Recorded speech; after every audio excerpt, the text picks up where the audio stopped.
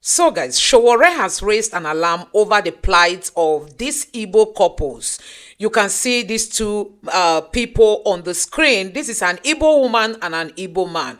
The two of them were arrested by the Nigerian military since 2021. And they are being held in an army barrack located in Niger State. Ask me, what was their crime? They said they appear to be IPOB members. So guys, this is the country we are living in, Nigerians. This is the marginalization Nigerians are talking about. The way the Igbos are treated in this country is, it blows people's mind. Even those who are not of the Igbo tribe can see, the maltreatment the Igbos are getting in this Nigeria. So you can imagine arresting two couples, keeping them since 2021 in the name of their IPOB members. Nigerians, can you all see this? Can you see what is happening? And guess where they are being held? In Niger State. So guys, it is very, very painful to see that, honestly, the Southeast has nobody to speak up for them. The Southeast, all our politicians are very silent.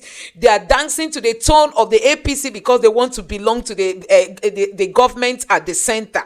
And they cannot speak up. People like Omai, them, look at the Imo State governor. All these people, they are in APC and seeing the injustice being meted on the people from the Southeast. And none of them have the guts to speak up because they are just there for their own selfish interest. You can imagine if this was to be in the north, that they go and arrested a northerner just because they assume that they are members of a particular group. Can the northerners tolerate it? Didn't you see how the Tinubu's government released the Fulani leader who went on to raise his own security architecture? He put up his security outfit and was arrested. This is a man that has come out on many occasions, taking responsibility of so many lives that were taken. They said, they attack our cows. That was why we buy them. This was some of the things that they said. This same man was arrested under this Tinubu's administration. But guess what? He has been released. Tinubu is afraid of the revolt that will come from the north. But when it comes to the South is become, slaves in this country. Nigerians, it is time to call a spade a spade. This thing is getting out of hand. We can't tolerate it anymore. So you can imagine these couples being held since 2021. What if they have children? Who is taking care of their kids? The Nigerian military, you people have done. This is what you concentrate on the Southeast. You concentrate on Southeast. That is why the new terror group is there grooming and prospering in the north, to the point that, people who don't believe in the agenda, they deal with them while we have security outfits in this country. What kind of nation do we have? What kind of nation that cannot be unified upon the efforts of the Igbos to make sure that this country is unified? Look at the Igbos in every part of the country. Making this country to be developed, to be civilized. But still, look at the backlash they are having.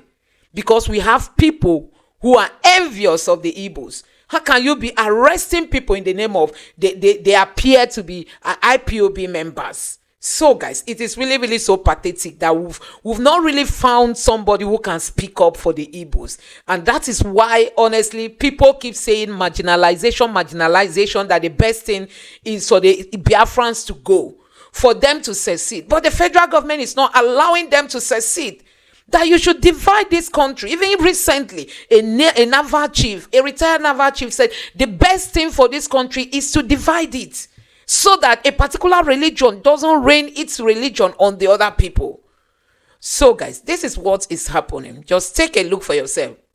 And a very big kudos to Showore, who brought up this case today, being the 15th of November. He tweeted this on Twitter handle. If he had not brought up this case, possibly nobody would have known that this couple, if at all they are still alive, nobody would have even talked about them possibly their families have waited and waited and didn't hear from them and have decided to be quiet. But thank God that Sowore brought it up. I just hope that this video will get to the right people so that they will meet with the military and know why these people are detained, why they've not been charged. If at all they feel they are IPOB member, charge them to court and let's know what next. Don't just pick up people and detain them and then keep them away from their families, and people don't even know what becomes of them. Take a look. The ongoing human rights crisis in Nigeria, the case of Mr. and Mrs. Ifedi Sunday. Today, we delve into a distressing human rights issue emerging from Nigeria, a country grappling with internal conflicts, political turmoil, and accusations of systemic human rights abuses. At the heart of this story is an Igbo couple, Mr. Ifedi and Mrs. Ifedi Callista, who have been detained without trial since 2021 at the Wawa Barracks in Niger State. Accused of being members of the indigenous people of Biafra, IPOB, their plight is a harrowing example of Nigeria's broader pattern of enforced disappearances and rights violations.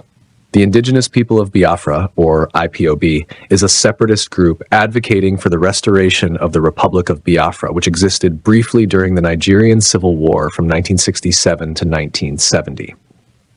For many in the southeast region, IPOB symbolizes a fight against perceived marginalization and oppression by the central government.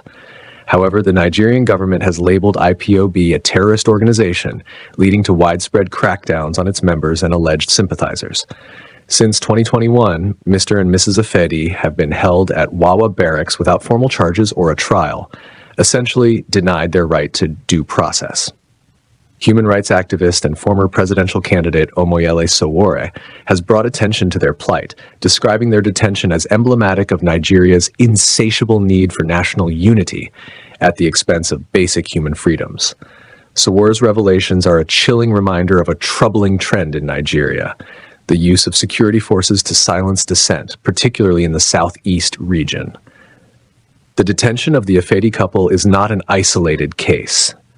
Reports indicate that hundreds of residents in the southeast, men, women, and even the elderly, have been abducted by security forces under suspicion of ties to IPOB.